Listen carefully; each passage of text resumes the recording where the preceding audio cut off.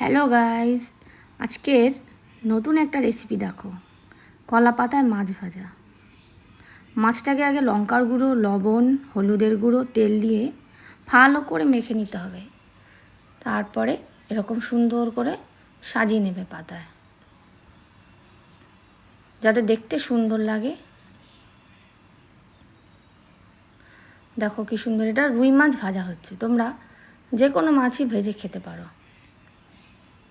তোমাদের যা ভাল লাগে সেই মাছ।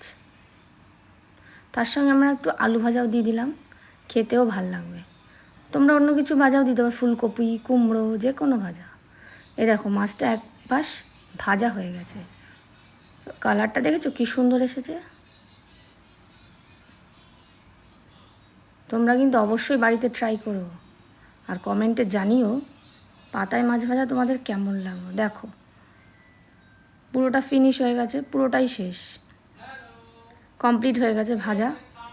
তোমরা অবশ্যই জানাবে। Bye bye.